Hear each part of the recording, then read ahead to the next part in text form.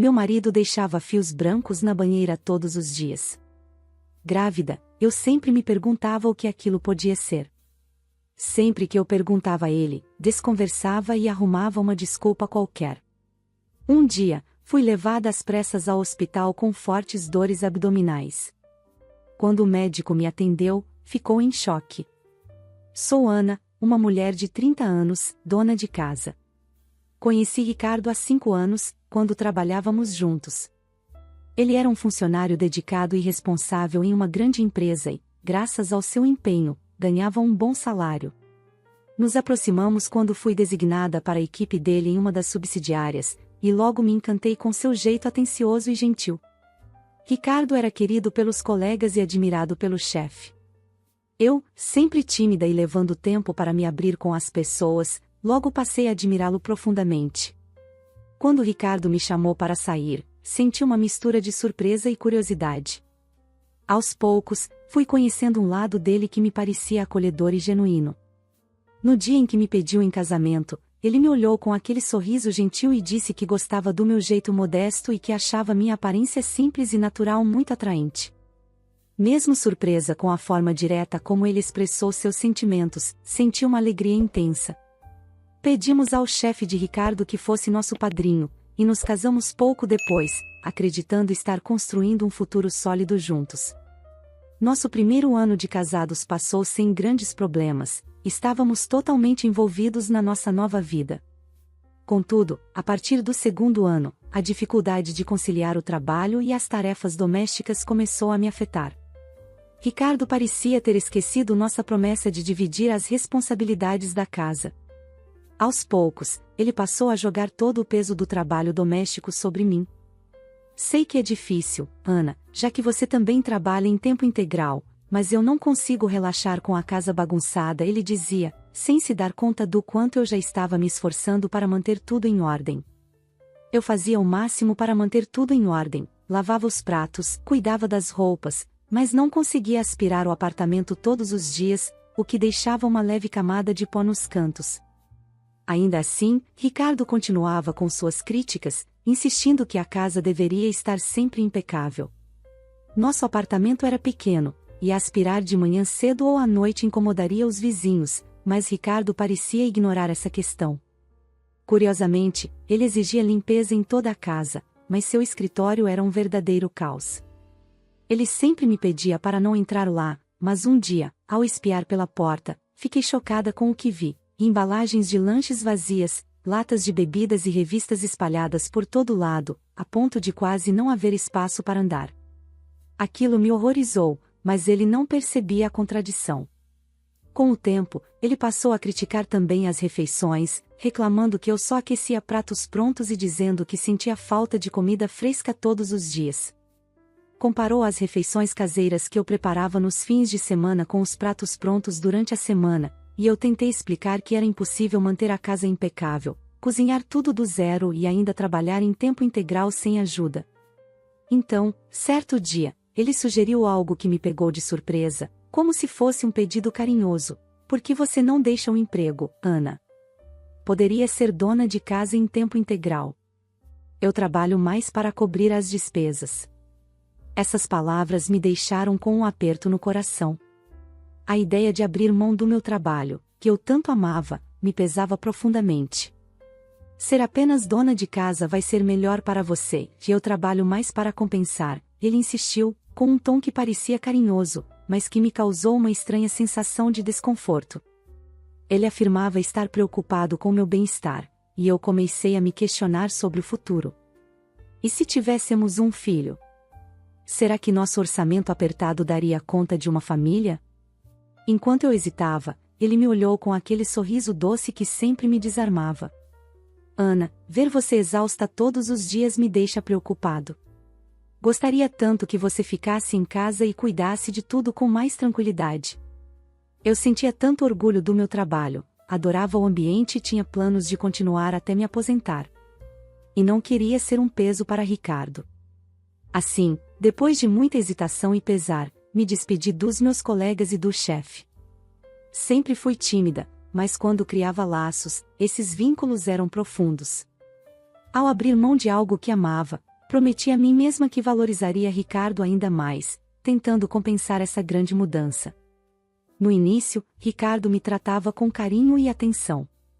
No entanto, com o tempo, à medida que eu me tornei financeiramente dependente dele, comecei a notar uma mudança preocupante em seu comportamento. Ricardo passou a adotar uma postura controladora, e a primeira situação que me deixou chocada foi durante uma simples consulta médica. Eu costumava ir a uma clínica ortopédica onde era atendida por uma médica de confiança, mas, após algum tempo, ela se aposentou, e seu filho, que tinha cerca de 20 anos, assumiu as consultas. Quando mencionei a Ricardo que ainda precisava continuar o tratamento lá para me recuperar de uma torção no tornozelo, ele reagiu com descontentamento. Não vá mais lá. Vamos mudar para um hospital em outra cidade onde tenha uma médica, ele disse, em um tom que nunca havia usado antes. Tentei argumentar que o hospital havia sugerido que eu terminasse o tratamento com um novo médico para garantir uma recuperação completa, mas Ricardo levantou a voz de maneira inesperada. Só de pensar em um jovem tocando sua perna me dá repulsa. Como você pode estar tranquila com isso? Fiquei em choque. Era apenas uma consulta médica, mas, para evitar conflitos, acabei cedendo e aceitei mudar para outra clínica. No início, seu ciúme parecia quase engraçado, mas isso logo perdeu a graça. Pouco tempo depois, ele começou a se incomodar com outras coisas. Quando comentei que minha cabeleireira entraria em licença maternidade e que um cabeleireiro homem cuidaria dos meus cortes, Ricardo ficou visivelmente irritado. Sem que eu soubesse, ele foi ao salão investigar, e ao voltar, começou a criticar o profissional. Pagar $50 por um corte de cabelo desse cara é um absurdo. Por que você não procura outra pessoa? Surpresa, perguntei a Ricardo por que ele insistia tanto para que eu mudasse de cabeleireiro, e ele reagiu com ironia, insinuando que o cabeleireiro era popular entre as clientes só por causa da aparência. Ah, você sabe como esses caras são, provavelmente dá em cima das clientes. Dizem que ele é casado e tem filhos, mas deve estar traindo a esposa, comentou, zombando. Expliquei que o profissional era excelente e que o valor estava na média da região, mas ele rebateu, irritado. Mesmo assim, só de pensar naquele cara tocando seu cabelo me deixa tão frustrado que nem consigo dormir à noite. Seu tom era exagerado e possessivo, mas para evitar mais discussões, acabei cedendo e mudei de salão. A partir daí, Ricardo começou a implicar com qualquer saída minha, mesmo que fosse rápida. Uma dona de casa não deveria ficar tanto tempo fora. Você deveria se dedicar mais a mim, ele dizia, enquanto eu tentava explicar que, apesar de fazer todo o trabalho doméstico, eu também precisava de um tempo para mim. Cheguei a sugerir voltar a trabalhar meio período, para me sentir útil fora de casa, mas ele foi categórico, de jeito nenhum. O trabalho doméstico certamente iria ser mal feito, e sou eu quem sustenta a casa. Por que você está insatisfeita? Essas palavras me deixaram sem chão. Conversando com minha amiga de faculdade, Tânia, ela também ficou surpresa. Ricardo é outra pessoa no trabalho, disse ela, perplexa. Ele nunca demonstra desdém pelas mulheres lá, mas parece que, em casa, ele adota um machismo preocupante.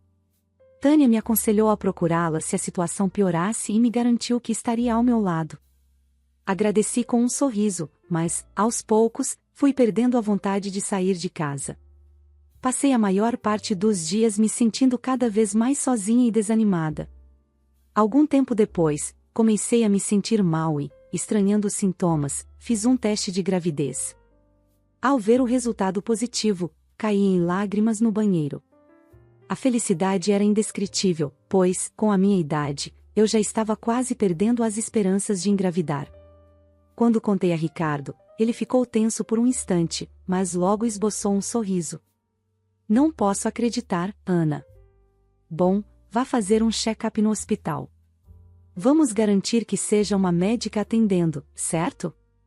Ele sugeriu que esperássemos um pouco antes de contar aos nossos pais, para ter certeza de que tudo estaria bem. Embora suas palavras me incomodassem, eu sabia que ele tinha certa razão. Decidi me concentrar em ter uma gravidez saudável e aproveitar cada momento dessa fase tão sonhada. Mas, ao contrário do meu entusiasmo, Ricardo parecia indiferente à ideia da gravidez. Ele sempre havia dito que não gostava de crianças e que, se eu não conseguisse engravidar naturalmente, não deveríamos insistir. No fundo, eu esperava que seus sentimentos mudassem agora que o bebê estava a caminho. Afinal, muitas pessoas dizem não gostar de crianças até terem as suas. Para tentar envolvê-lo nesse momento especial, eu trazia o assunto à tona todos os dias. Comentava sobre nomes modernos, como Ora e Freia, e sobre como nomes unissex estavam em alta. No entanto, Ricardo ficava absorto no celular, mal prestando atenção ao que eu dizia. Um dia, perguntei diretamente: "E você, Ricardo? Que tipo de nomes você gosta?" Ele me olhou brevemente e respondeu, de forma seca: "Não vê que estou ocupado?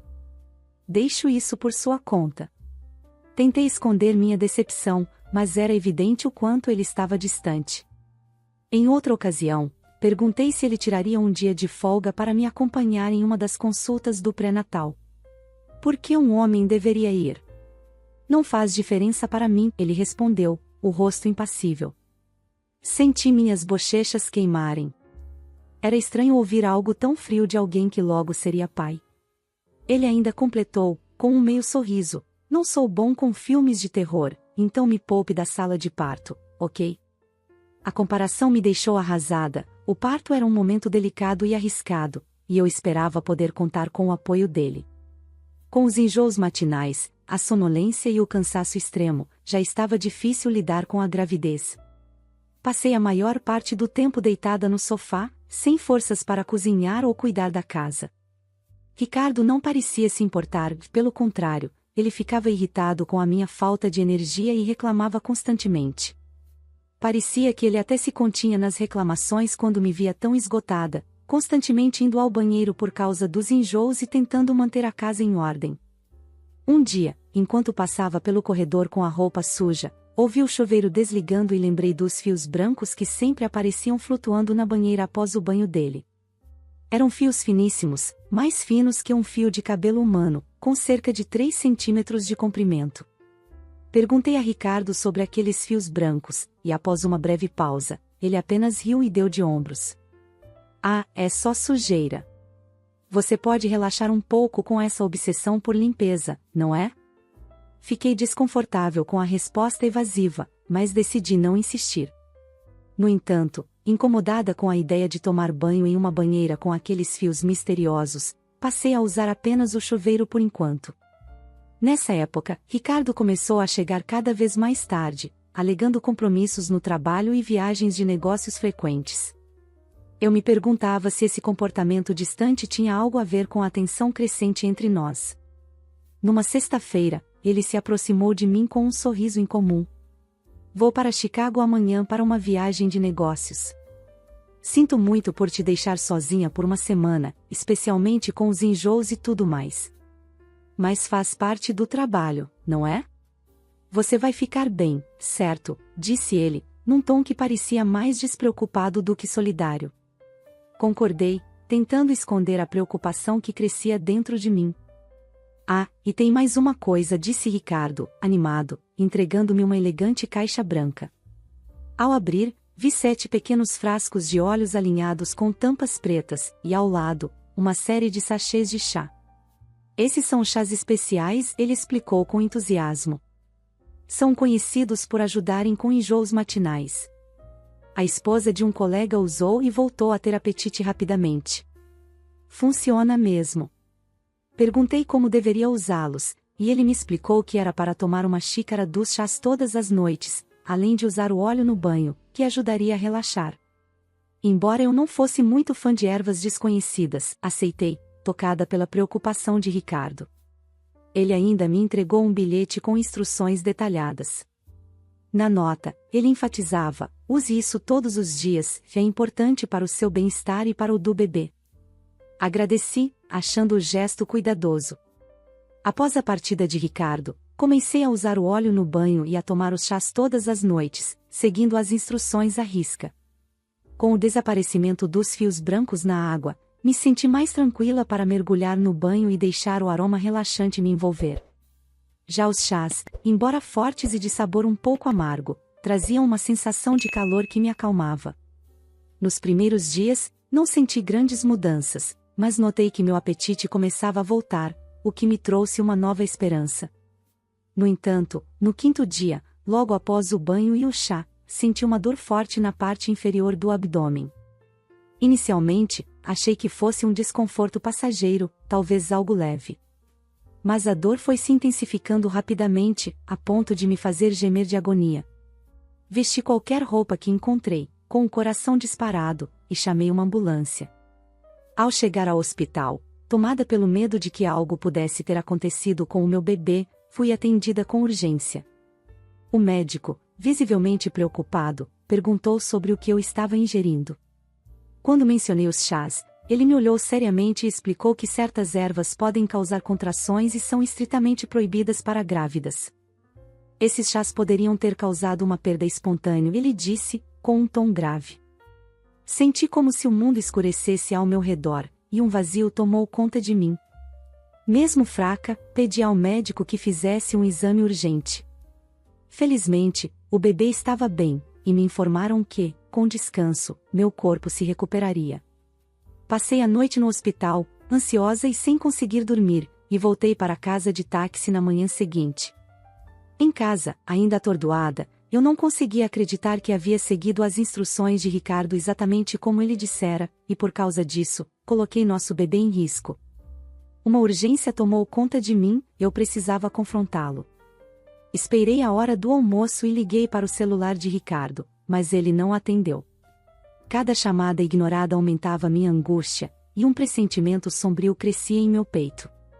Suas mudanças recentes, o comportamento frio, as horas extras constantes e as viagens de negócios repentinas agora pareciam formar um quadro perturbador. Histórias de maridos traindo suas esposas grávidas começaram a ecoar em minha mente, e eu decidi verificar com Tânia, mesmo sabendo que poderia estar interrompendo seu intervalo. Quando ela atendeu, expliquei o que estava acontecendo, e do outro lado da linha ouvi Tânia engasgar. Então, você está em casa agora? O que aconteceu? Tânia perguntou, surpresa. Sim, estou em casa. O que você quer dizer com isso? Minha voz saiu trêmula, sentindo uma apreensão crescer. É que, Tânia hesitou antes de continuar. Ouvi dizer que você estava na casa dos seus pais, descansando por causa dos enjoos, e que o Ricardo estava com você. O lugar é afastado, e eu imaginei que ele não queria que você se esforçasse respondendo mensagens. Meu coração apertou, e comecei a me perguntar o que aquilo realmente significava. Tânia, estou em casa. O que você quer dizer? Ricardo não está numa viagem de negócios para Chicago? Do outro lado, Tânia suspirou fundo, como se ponderasse o que dizer. Olha, Ana, talvez o Ricardo esteja querendo dificultar sua comunicação para que você não descubra algo, talvez ele esteja escondendo alguma coisa. Já pensou que ele pode estar com outra pessoa? A ideia me deixou gelada. Ah, Ana, tem mais uma coisa, continuou Tânia. Uma funcionária da empresa tirou folga no mesmo período. Deixe-me ver. Sim, é a Cindy, do departamento de contabilidade. Quero o endereço dela? Sim, por favor, respondi, com a voz trêmula, mas a raiva já superando o choque. Tinha certeza de que Ricardo estava com ela. Peguei o endereço, e sem pensar duas vezes, dirigi até lá. Com o coração disparado e a mente fervilhando de indignação, estacionei em frente ao prédio e fiquei esperando que eles aparecessem. Depois de cerca de 1 hora, vi um casal vindo do outro lado da rua, de mãos dadas. Era Ricardo, ao lado de uma mulher vestida de forma chamativa, com maquiagem pesada, era Cindy, sem dúvida.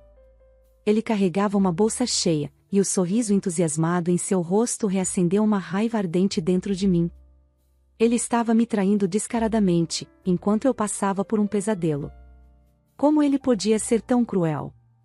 Me escondi rapidamente atrás de um carro estacionado, prendendo a respiração enquanto eles se aproximavam da entrada do prédio. Não consegui ouvir tudo claramente, pois falavam em um tom baixo, mas o suficiente para captar pedaços que me deixaram em choque. Mal posso esperar para morarmos juntos, Ricardo, ouvi Cindy dizer, quase num sussurro, enquanto olhava discretamente ao redor. Vi quando ele concordou, parecendo tão cuidadoso quanto ela, mas com um olhar frio que me deu arrepios. Se o plano funcionar, ele murmurou, num tom tão calculista que mal o reconheci, podemos empurrar a Ana de volta para a casa dos pais. Cindy sorriu de lado, encostando-se nele de maneira íntima. E se ela perder o bebê? Bom, se ela estiver emocionalmente abalada, ninguém vai questionar se a gente decidir viver separado. Meu coração parecia encolher a cada palavra. Eles riram de forma contida, como se compartilhassem um segredo perverso. Aquelas palavras me atravessaram como lâminas, implacáveis, expondo a traição de Ricardo e sua frieza. Mantive-me abaixada, engolindo as lágrimas, paralisada pelo choque e pelo ódio que crescia em mim. Eles olharam ao redor uma última vez antes de entrar no prédio, sem nem ao menos imaginar que eu estava ali, ouvindo cada palavra desse plano doentio, escondida nas sombras, com o coração dilacerado e um único pensamento em mente: vingança. Eles entraram no prédio, e eu fiquei sentada no carro, paralisada, enquanto aquelas palavras ecoavam na minha mente como facadas. Cada frase deles era um golpe, cada riso uma humilhação. Lágrimas de frustração e vergonha escorreram pelo meu rosto enquanto sentia meu estômago se revirar de raiva e desgosto. Como pude ser tão cega? Como pude confiar em alguém assim? Culpava-me por não ter percebido antes. Com o coração partido e uma fúria avassaladora dentro de mim, deixei a cabeça cair contra o volante, determinada a não permitir que eles saíssem impunes. Me permiti soluçar por um tempo, mas, eventualmente, ergui a cabeça, cerrei os dentes e prometi a mim mesma que Ricardo e Cindy iriam pagar por tudo. Eu nunca os perdoaria.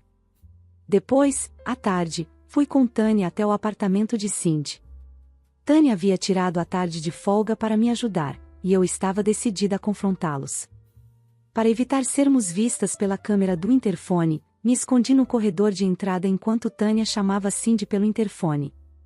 A voz doce e despreocupada de Cindy soou: "Oi, Tânia. O que te traz aqui?" Tânia, mantendo um tom casual, respondeu: "Oi, Cindy. Achei que seria bom trazer uns documentos.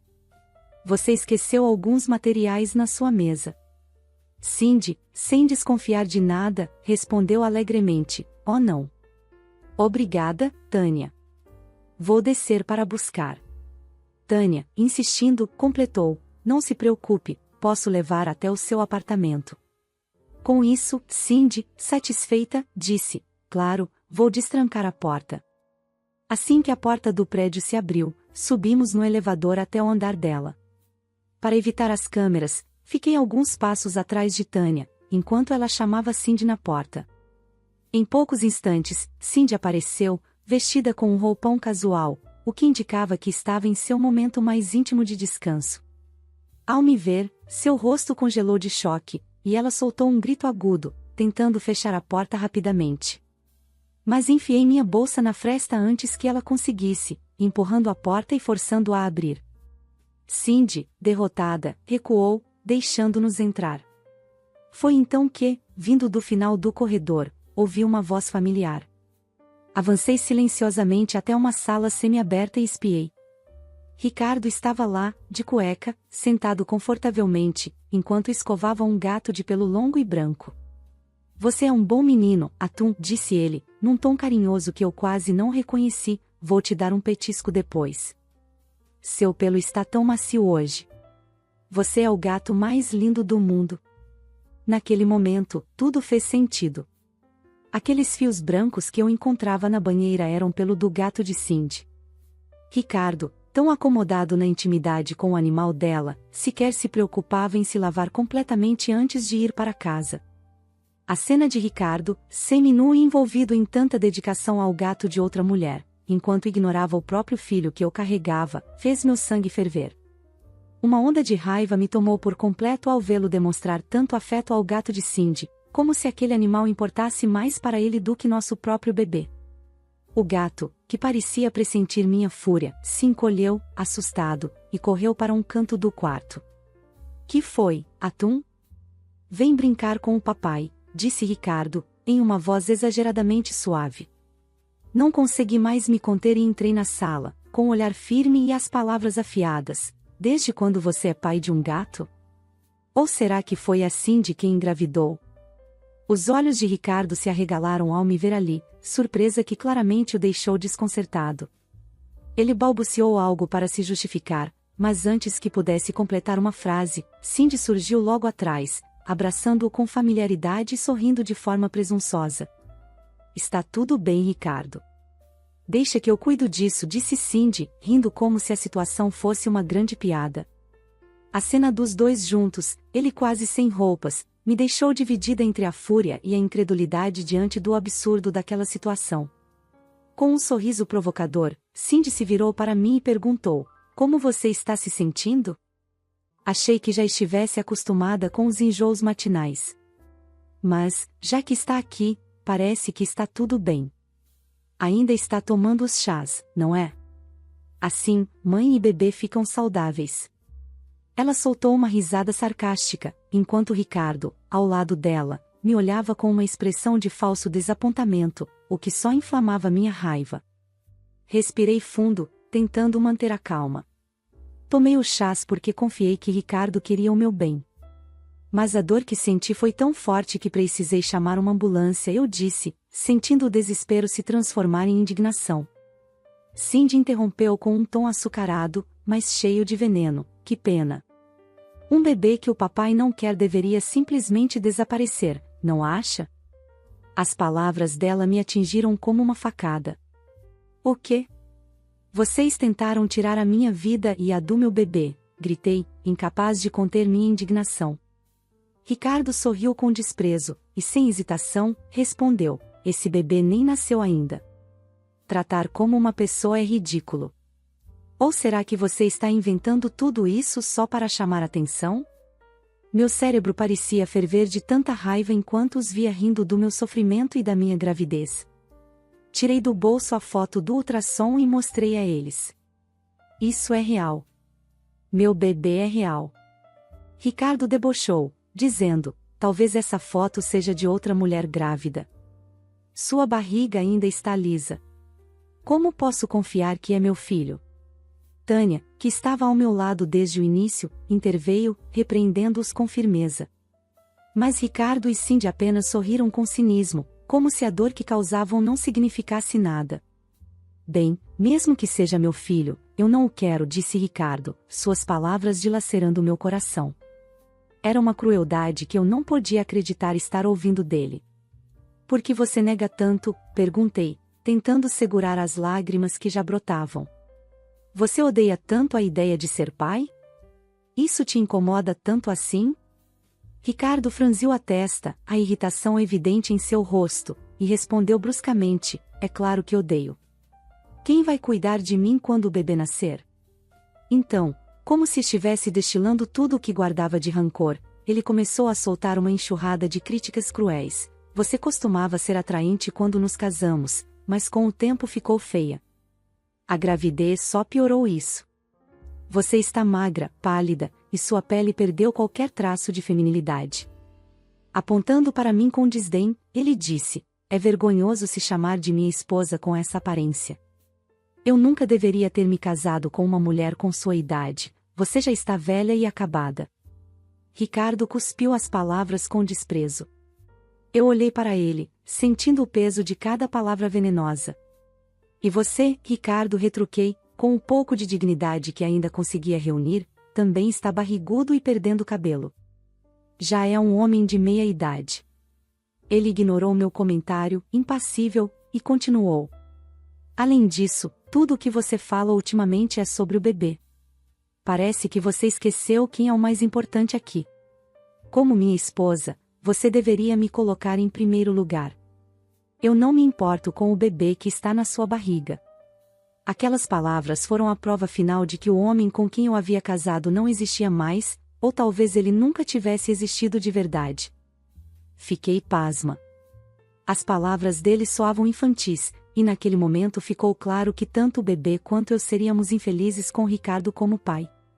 Cindy, que até então ouvia tudo com uma expressão satisfeita, entrou na conversa. Ricardo merece alguém mais jovem e bonita, não uma bruxa velha.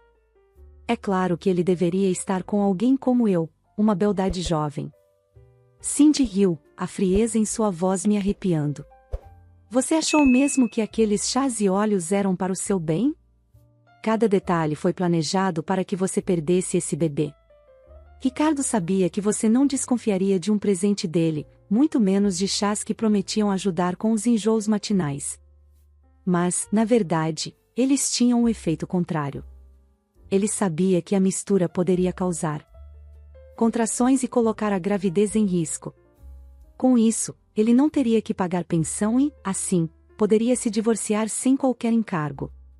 A ideia era perfeita. Você voltaria para a casa dos seus pais, destruída, enquanto ele e eu seguiríamos juntos, sem amarras. Ela soltou um suspiro de satisfação, como se estivesse orgulhosa do plano bem articulado, e me olhou com uma expressão de superioridade. Ricardo, com um olhar frio e desdenhoso, balançou a cabeça em concordância com Cindy. Pois é, Ana, infelizmente o plano não deu certo. Eu realmente achei que os chás e o óleo fariam efeito, que você ficaria tão abalada que voltaria para a casa dos seus pais sem olhar para trás, ele disse, sem o menor remorso. Mas agora, não importa. Eu ainda quero o divórcio, e vou lutar com todas as forças para não pagar um centavo para você. Vou fazer o que for preciso para garantir que você saia dessa história sem nada. Ele cruzou os braços, olhando para mim como se eu fosse um incômodo que ele queria resolver o mais rápido possível. Acha mesmo que vou sustentar você e esse filho que eu nunca quis? Minha amiga Tânia, percebendo a situação insustentável, segurou meu braço com firmeza e disse, em um tom decidido, vamos embora daqui, Ana. Você já ouviu o suficiente. Ainda encarando Ricardo, senti um misto de tristeza e desapontamento tomar conta de mim.